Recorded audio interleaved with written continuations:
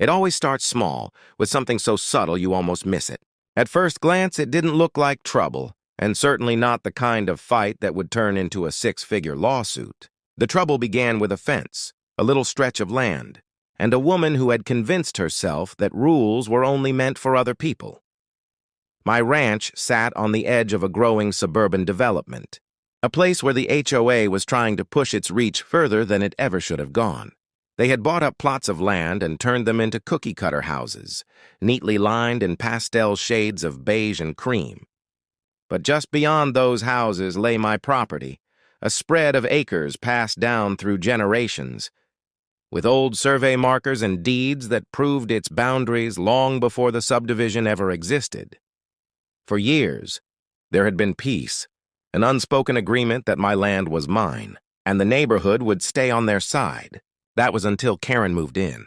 She was the archetype of an HOA tyrant, a woman who carried herself with self-importance, speaking as if her title as community president granted her authority beyond the subdivision's limits. She had a habit of reminding everyone of her standards, a way of making neighbors feel small so she could feel large.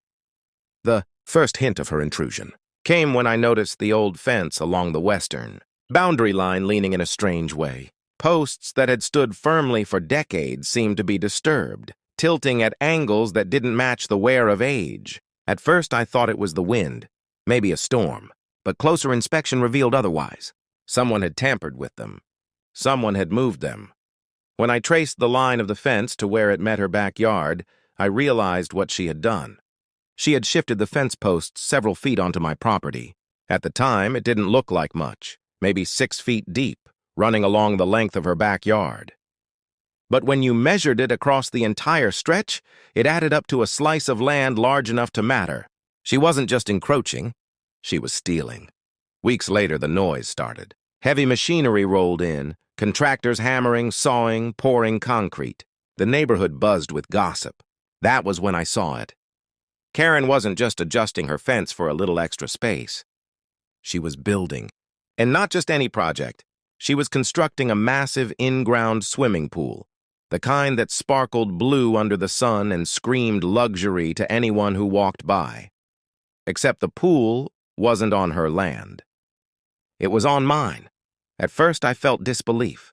I kept thinking, surely she must have made a mistake. Surely she must know the boundaries were marked decades ago with iron stakes, listed in county records, etched in maps, and filed under my family's name. But Karen didn't see boundaries as rules. She saw them as opportunities. And in her mind, my land was simply unused space that she could claim for her own without consequence. The contractors dug deeper, poured more concrete, and soon enough, a shimmering blue pool stretched proudly across the land I owned. Karen strutted around the construction site like a queen surveying her empire, boasting to anyone who would listen about her backyard upgrade. The neighbors watched quietly. Some disapproved, whispering that it was wrong, that she was asking for trouble. But Karen had always intimidated them, wielding HOA fines and threats of code violations like weapons. Few dared to challenge her openly, but I wasn't just a neighbor. I was the rightful landowner. The day the pool was finished, I stood at the property line watching sunlight glint off the rippling water. Families gathered in Karen's backyard, invited for a grand opening. Children laughed, splashing in water that shimmered like stolen treasure. Parents sipped drinks, congratulating Karen on her boldness. And there I stood, invisible to them all, silently seething at the sight of what had been taken.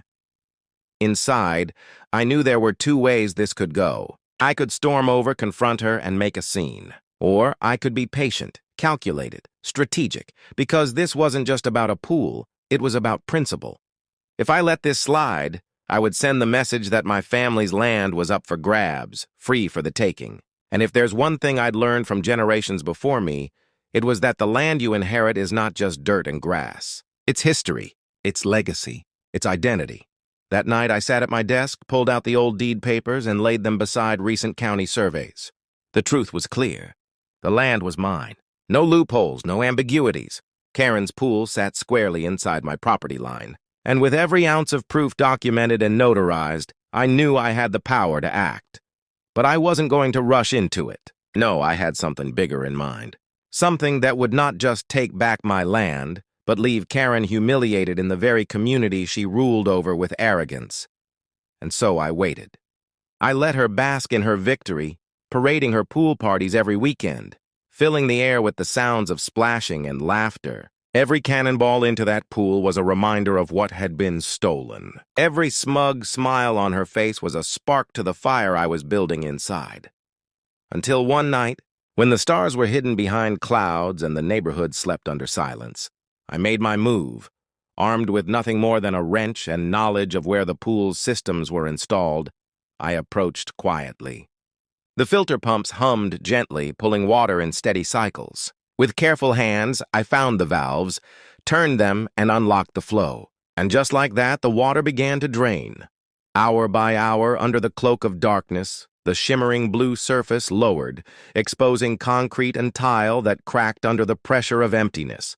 By morning, Karen's proud luxury pool was nothing but a hollow pit, the once vibrant water gone, replaced by silence and defeat.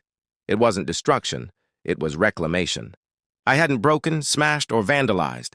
I had simply undone what never should have existed in the first place. And when Karen awoke to see her precious pool drained, her screams echoed across the neighborhood like the cry of a queen stripped of her crown. But that was only the beginning. The real battle wasn't in the backyard. It was in the courtroom, because the pool wasn't just gone. It was about to cost her everything she thought she had. Morning came with chaos. The sun rose over the subdivision, casting golden light across neat driveways and trimmed lawns, but all eyes were fixed on one backyard. Where there had once been a glittering oasis, there now stood an empty basin, cracked tiles glistening with dew, and the faint smell of chlorine hanging in the air. Karen's screams traveled far. The sound was sharp, panicked, furious, like a banshee tearing through the peace of dawn. Neighbors peeked from behind curtains, some stepping out onto porches pretending to sip coffee while trying not to stare. It was the kind of scene you couldn't ignore even if you wanted to. The HOA queen, who had strutted so proudly now, flailed like a desperate child who'd lost her toy. She stormed around the drained pool, shrieking into her phone, calling anyone who would listen. First the contractors, then the HOA board members, then the police. She was sure that someone, anyone, would swoop in and save her from humiliation. But the truth was, no one rushed to her side. Not the HOA, who feared being dragged into her reckless overreach. Not the neighbors who'd long grown tired of her arrogance. And certainly not the contractors, who had already been paid and had no interest in fixing a mess that wasn't theirs. The police did arrive, summoned by her shrill insistence. 2 patrol cars pulled up, their lights briefly flickering against the pale morning sky. Officers walked the property, asked questions, and inspected the pool. Karen paced in front of them, pointing wildly toward the fence line, toward me, toward anything that could serve as a scapegoat. She accused, exaggerated, and demanded justice, but facts are stubborn things. The officers listened patiently, then asked for deeds, property lines, and proof of ownership. Karen's confident facade cracked as she stumbled through explanations, waving her arms in frustration. When she pointed at me across the yard, I simply stood with folded arms, holding the documents that spelled out the truth. The officers examined the papers, saw the county records, the notarized surveys, the historic deeds bearing my family's name. Their expressions hardened with recognition.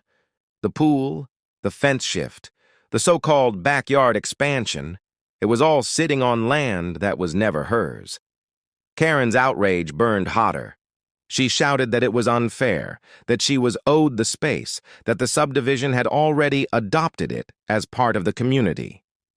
She clung to the delusion that because her pool had stood finished for weeks, it somehow granted her ownership. But the law does not bend to entitlement. The officers left without arrests, telling her plainly it was a civil matter, one best settled in court. That single word, court, was like gasoline to the fire. Karen didn't hear reason in their tone. She heard challenge. And if Karen loved anything, it was confrontation. That same day, HOA board members held an emergency meeting. Some whispered that they should distance themselves from Karen before her recklessness brought down lawsuits on the entire association. Others, loyal to her reign of intimidation, tried to argue that the HOA should support their president. But even within their ranks, fear was mounting. My evidence was ironclad, and the HOA had no appetite for a legal storm they couldn't win. But Karen didn't care about caution. To her, admitting defeat was worse than financial ruin, and so she marched forward, convinced that intimidation and bluster would save her once again. What she didn't know was that while she screamed at neighbors and threatened HOA board members, I had already begun assembling something far more dangerous than noise. I had a legal team. Lawyers are weapons in their own right, and the ones I hired were sharp as steel. They reviewed the deeds, the surveys, the photographs of the fence posts moved onto my land. They pulled drone images, time-stamped and geotagged, showing the construction phase of the pool creeping further across the property line. They spoke with county officials, who confirmed permits had been filed fraudulently, with property boundaries listed incorrectly. Piece by piece, Karen's house of cards collapsed. And once it was all in the open, the legal strategy was simple. We weren't going to ask her to move the fence back. We weren't going to ask for a small settlement. No, this was bigger. This was about damages, encroachment, fraudulent filings, and willful trespass. It was about sending a message. The number was set at $250,000. Not arbitrary, not exaggerated. It was calculated. The cost of land use, the demolition of her illegal pool, the legal fees, and punitive damages for her blatant disregard of boundaries. The lawsuit was drafted and filed. The sheriff's deputy delivered the papers directly into her manicured hands while she stood in her driveway. Neighbors whispered from porches, watching her face shift from arrogance to shock as she read the first page. The HOA president, the self-appointed queen of order, was being sued for $250,000. Karen's meltdown was legendary. She stomped through the neighborhood, screaming that she was being targeted, insisting it was harassment, vowing to counter-sue. But the louder she shouted, the more isolated she became. Neighbors who had once cowered now turned away, tired of her theatrics. Board members quietly distanced themselves, refusing to be dragged into the mess. Even her closest allies stopped answering calls. The empty pool sat as a symbol of her folly. Once a centerpiece of pride, now a hollow reminder of greed. The weeds around the edges grew quickly, creeping into the cracks where water had once sparkled. It was no longer a pool. It was evidence, and while she flailed in public, my preparations continued quietly behind the scenes. Every document, every photo, every county record was lined up in neat order, ready for court. My lawyers sharpened arguments like blades, preparing to slice through her excuses. Karen thought she could win through intimidation. I knew I would win through proof. As weeks turned into months, the case inched closer to court. Karen filed motions, tried to stall, attempted to twist the narrative into one of victimhood. But each attempt only exposed her desperation. Judges dismissed her frivolous claims, warning her about wasting time. My side moved steadily forward, deliberate and unshaken. The community watched closely. Every neighbor who had once feared Karen now whispered about her downfall. Some secretly rooted for me, tired of her years of arrogance. Others just marveled at the spectacle, unable to look away from the slow-motion collapse of a tyrant. And then came the day the court set the hearing. A date circled in red on the calendar, a day that promised resolution. For Karen, it was a chance to claw back dignity. For me, it was the final step in reclaiming what was mine. The battle lines were drawn. The courtroom would decide. But long before that date arrived, Karen's desperation pushed her into darker territory. She wasn't content to wait quietly. She wasn't prepared to face her reckoning. And in her panic, she made choices that would only dig her hole deeper. Choices that revealed just how far entitlement can drive someone when pride is on the line. Karen had always thrived on control. For years, she manipulated neighbors through fear, fines, and fabricated rules that kept the subdivision under her thumb. But as the lawsuit loomed, she discovered something she had never encountered before: real accountability. and accountability terrified her. From the moment she received those papers, her behavior grew erratic. What began as loud complaints and threats soon escalated into a series of desperate, underhanded moves. She couldn't accept that her reign was slipping away, so she did what desperate people always do. She tried to cheat the system. The first signs were small. One morning, survey markers mysteriously disappeared from the property line. Stakes that had been hammered into the earth decades ago, reinforced with fresh paint during the legal prep, were suddenly uprooted. Neighbors swore they saw Karen pacing near the boundary late at night, flashlight in hand. The evidence was circumstantial, but the timing was obvious. She wanted to erase the lines that condemned her, but removing stakes didn't erase deeds or county records. Every missing marker was replaced, this time with official documentation and photographic proof filed directly with the court. Each petty attempt to blur the truth only solidified my case further. When that failed, Karen shifted tactics. She turned to the HOA, trying to wield its power as her personal weapon. At board meetings, she ranted that the subdivision needed to defend its land against my supposed aggression. She claimed that my lawsuit was an attack on the community itself, that if she lost, everyone in the HOA would somehow suffer. But even the board members who once bent to her will were losing patience. They had seen the deeds, heard the whispers, and realized she was fighting a battle she could not win. Slowly, silently, they began to distance themselves, leaving Karen to twist in the wind. That isolation only made her more dangerous. She began filing complaints against me. Petty, fabricated accusations designed to distract me. One week it was claims that my ranch equipment violated noise ordinances. The next, that my barn was too close to the property line. Another, that I was illegally storing hazardous materials. Each complaint was baseless, each one dismissed by inspectors who found nothing out of order. But it wasn't the complaints themselves that mattered. It was the intent behind them. Karen wasn't trying to win. She was trying to wear me down, to bury me under paperwork and inspections until I gave up. What she didn't realize was that every inspector who came out left shaking their head, muttering about the pettiness of her actions. Each dismissed complaint became another note in her growing reputation as a liar. When the bureaucratic attacks failed, Karen turned to something darker, public manipulation. She began spreading rumors through the neighborhood, telling anyone who would listen that I had sabotaged her pool, that I had broken into her property to destroy her hard work. She painted herself as a victim, a single woman harassed by a vindictive landowner. At first, some neighbors pitied her. They saw her tears, her shaking voice, and thought maybe she was telling the truth. But pity doesn't last when facts are revealed. The lawsuit documents were public. The photographs of the land, the county surveys, the proof of encroachment, all of it was there for anyone willing to look. Slowly, those who believed her began to realize the truth. And when they did, their sympathy turned into quiet disgust. Karen noticed the shift. The whispered conversations when she walked past, the way neighbors closed garage doors when she appeared, the silence in meetings when she spoke. She was no longer the queen of the subdivision. She was its cautionary tale, but desperation blinds pride, and Karen was nothing if not prideful. Weeks before the court date, she tried her boldest stunt yet. Contractors showed up at her house one morning, hauling equipment and supplies. Curious neighbors gathered, whispering as the trucks rolled in.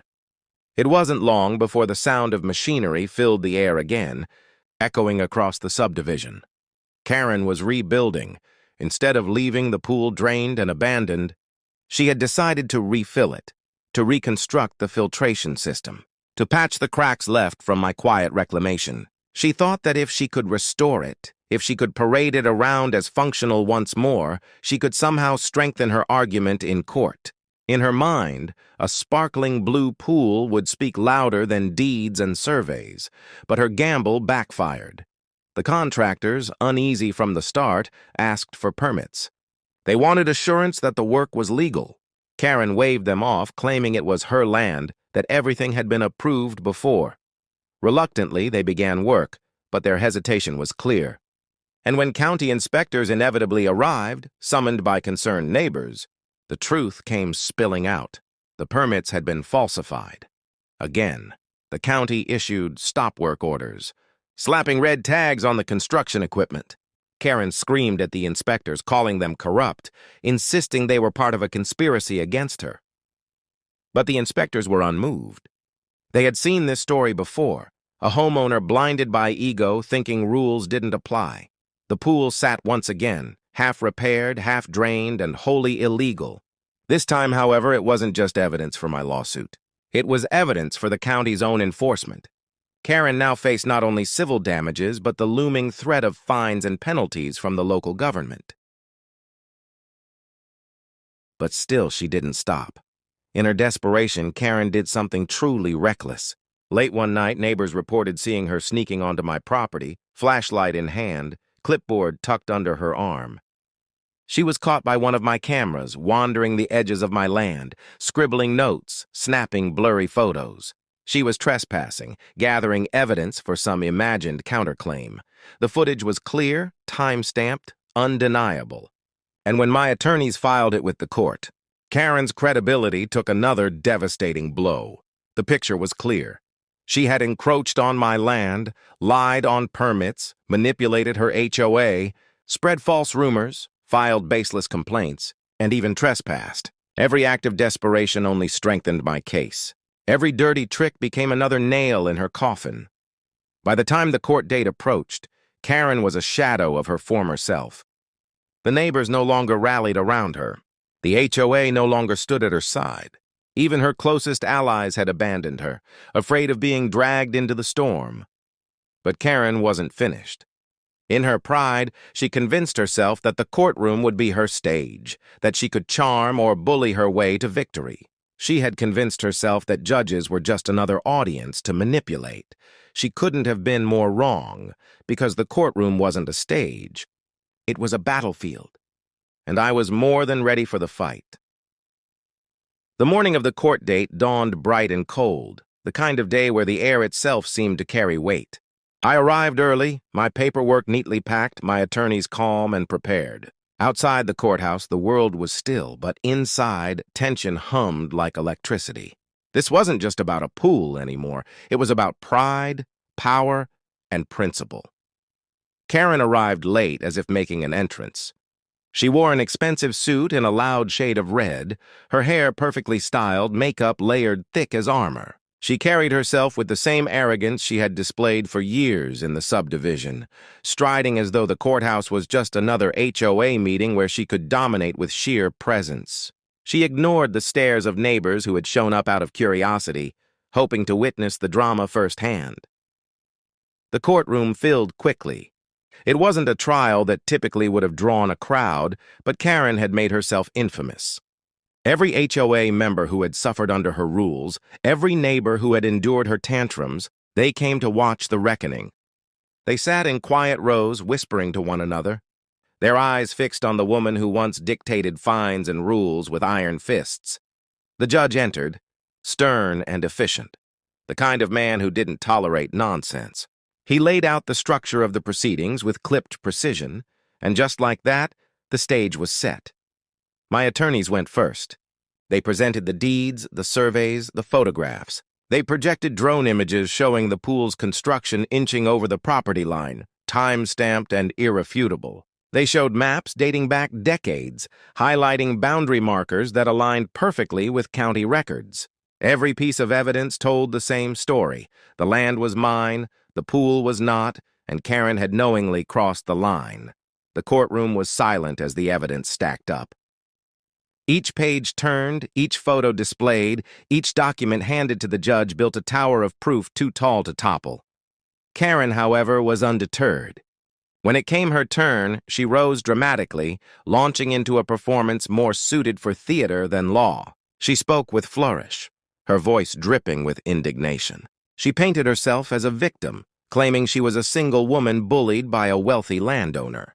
She insisted the land was ambiguous, that the subdivision had adopted it as part of their community space. She claimed that draining her pool was an act of malicious destruction rather than rightful reclamation. But theatrics don't win cases.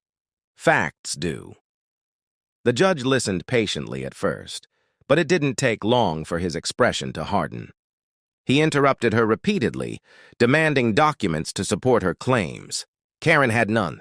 He asked for permits, surveys, proof of ownership. Karen stammered, waved her arms, and grew louder each time she failed to produce anything substantial. Her words spiraled from argument to accusation, at one point even suggesting the county records were tampered with by corrupt officials conspiring against her. The judge's patience wore thin. He reminded her sternly that accusations without evidence were not admissible. Her face reddened as she realized her usual tactics, bluster, intimidation, and emotional manipulation, were failing. The courtroom wasn't bending to her will. It was holding her accountable. Then came the moment that sealed her fate. My attorneys presented the footage of Karen trespassing on my land at night, flashlight in hand, scribbling notes and snapping photos. The video played on a screen before the court, time-stamped and crystal clear. Gasps filled the room. Neighbors shifted in their seats, some shaking their heads, others smirking at the poetic justice of it all. Karen's face twisted in panic. She tried to object, claiming it was taken out of context, that she was inspecting damage. But the judge was unmoved. Trespassing was trespassing. And this wasn't speculation, it was proof. With that, the courtroom's atmosphere shifted. It was no longer a battle of he said, she said. It was a dismantling piece by piece of Karen's credibility. The attorneys concluded with a request for damages, $250,000. The number hung heavy in the air, echoing in Karen's ears. She laughed bitterly, a hollow sound, insisting it was outrageous, that it was financial ruin. But as the judge reviewed the evidence, the illegal construction, the fraudulent permits, the trespass, the attempted cover-ups, the figure seemed less like punishment and more like justice. When the judge finally spoke, the room went silent. He delivered his ruling firmly, with no room for misinterpretation. Karen was guilty of willful encroachment, of constructing on land that did not belong to her, of falsifying permits, and of trespassing. She was ordered to pay $250,000 in damages. The pool, now a symbol of arrogance, was to be demolished at her expense.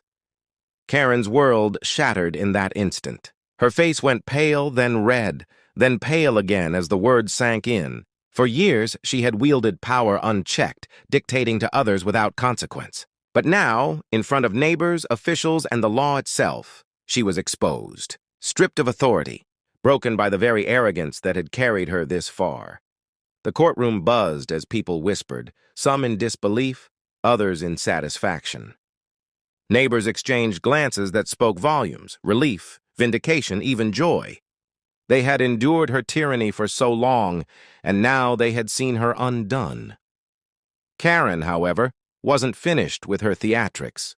She stormed out of the courtroom, her heels clicking furiously against the tile, shouting that it wasn't over, that she would appeal, that everyone would regret this injustice. But her voice sounded hollow now, her threats empty. She was no longer the president of anything. She was a defendant, a debtor, a woman drowning in consequences. As I walked out of the courthouse, the weight of the past months lifted. The battle had been long, but it had been worth it. My land was secure, my family's legacy intact. And Karen? She had nothing but a broken pool, a mountain of debt, and a reputation in ruins. But though the legal fight was settled, the story wasn't over. Because when pride meets defeat, it doesn't always fade quietly. Karen wasn't the type to accept loss gracefully. And her next moves, born of bitterness and desperation, would reveal just how far entitlement could drag someone when the spotlight turned dark. The courthouse ruling was not just a victory for me.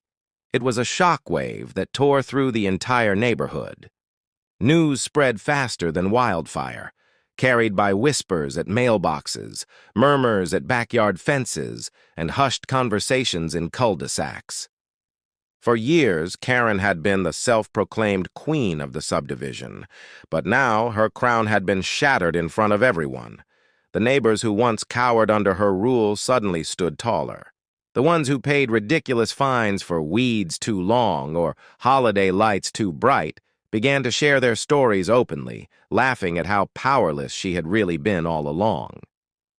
What once was whispered in private now spilled freely across porches and lawns. Karen's reign of fear was over. But for Karen, the days after the verdict became a slow public unraveling.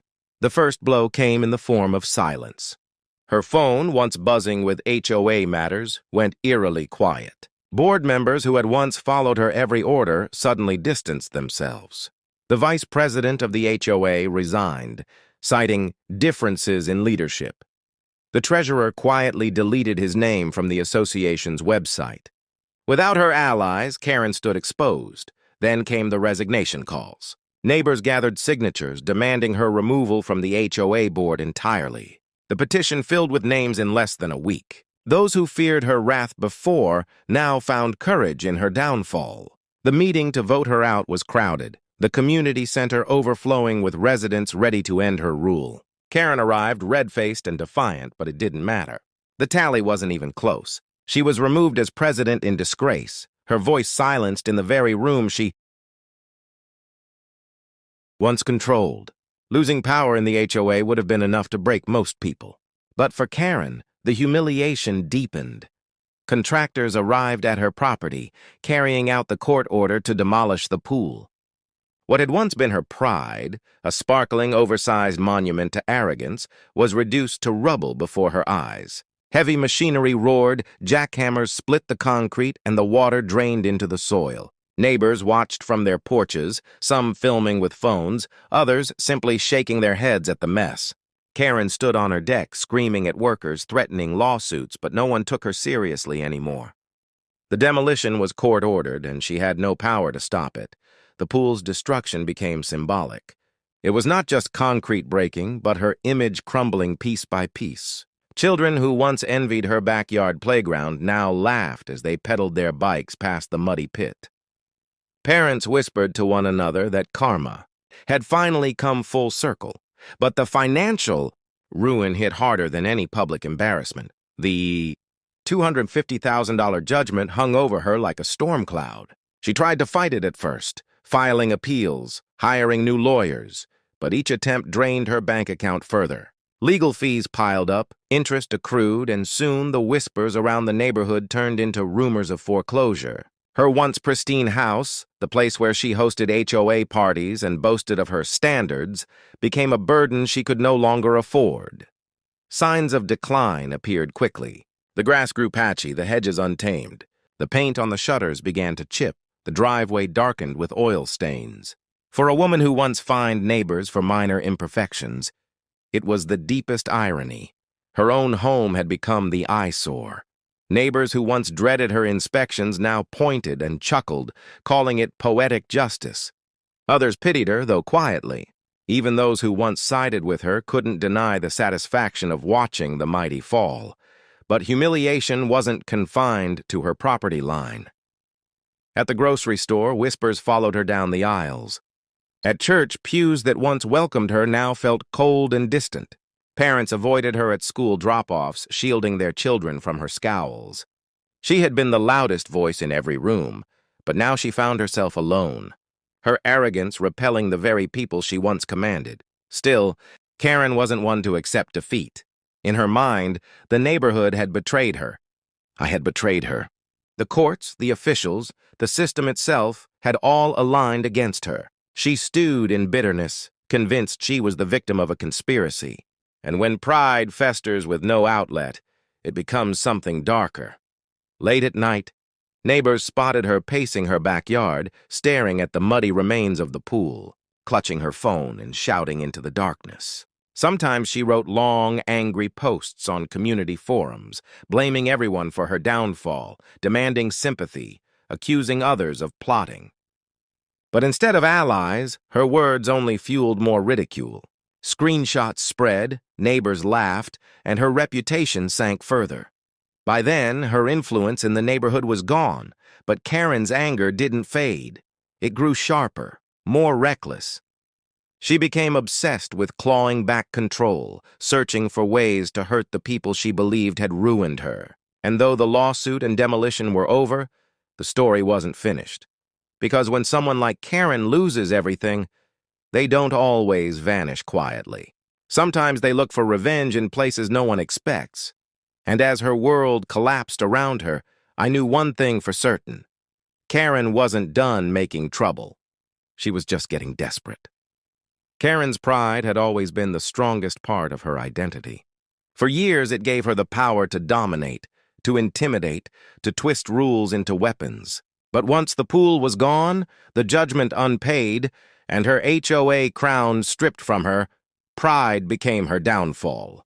It was the only thing she had left, and it dragged her deeper into ruin. At first, the cracks were subtle. A notice tacked to her door from the county, a lien filed in the courthouse, whispers about her missing mortgage payments. The lawsuit's weight pressed harder each day like a tightening noose. Neighbors passing by noticed her car rarely moved, the blinds always drawn. What was once the most meticulously kept home in the subdivision began to look abandoned, as if even the house itself had given up on her. But Karen was not the kind of person who would surrender quietly. Instead, her desperation grew louder, stranger. She began writing angry letters to the HOA demanding reinstatement. She sent rambling emails to county officials accusing them of corruption. Some nights, she drove around the neighborhood in slow circles, her headlights sweeping across lawns, watching houses like a prowler in her own kingdom turned hostile. The neighbors, once her victims, no longer feared her. They pitied her. Parents pulled their children inside when she lingered too long by the sidewalks. Couples shook their heads when she muttered curses under her breath. She had become a ghost of her former self, loud, erratic, and irrelevant. Still, she tried to lash out. One evening, someone discovered spray-painted insults scrawled across the HOA community sign. The words were crude, the paint dripping and sloppy. It didn't take long for suspicion to fall on Karen. Cameras from nearby houses soon confirmed it. Grainy footage of her sneaking through the night, hoodie pulled tight, leaving her mark like a vandal. The video spread quickly through the neighborhood group chat. The woman who once fined children for chalk drawings had reduced herself to petty destruction. The police were called, and though the charges were minor, the embarrassment was crushing. Karen's face was now not just known in the neighborhood, but on public record, attached to acts of defiance that screamed desperation more than strength. Then came the final blow. The bank foreclosure notice arrived in the spring, taped boldly to her front door for all to see. Karen had failed to keep up with payments, drained by court costs and penalties she could never meet. Within weeks, her home, the centerpiece of her identity, the stage on which she performed her authority, was scheduled for auction. On the morning of the sale, neighbors gathered quietly, some out of curiosity, others simply unable to look away from the spectacle. The once pristine lawn was overgrown, dandelions breaking through cracks in the driveway. Boxes sat stacked in the garage, evidence of hurried packing. Karen herself appeared on the porch, shoulders squared, jaw set, still trying to cling to dignity. But dignity is hard to maintain when strangers step inside your home, evaluating it not as a kingdom, but as property with a price tag. The auctioneer's voice echoed down the street as bids were called. Karen stood frozen, fists clenched, watching strangers claim the walls she once ruled from. In less than an hour, it was over. The house had a new owner. Karen had nothing. That night, she left quietly. No farewell, no speech, no threats shouted into the night. Just the sound of a car door closing, an engine starting, and taillights fading down the street she once controlled. By dawn, her driveway was empty, her mailbox vacant, her reign officially finished. For the neighborhood, it was like a storm had passed. Relief swept through the cul-de-sacs. Parents let their children play freely again. Holiday lights returned to roofs without fear of fines. Lawns grew as their owners pleased. Gardens bloomed in colors Karen would have banned. The HOA elected new leadership, reasonable and fair, restoring peace to a place that had known nothing but control for too long. And for me, the victory was not just personal. It was a statement. The land my family had owned for generations remained intact, untouched, protected. The lawsuit had cost time and energy, but it had defended more than just property. It had defended history, dignity, and the principle that arrogance cannot steal what doesn't belong to it. Sometimes people ask if I ever felt pity for Karen in the end.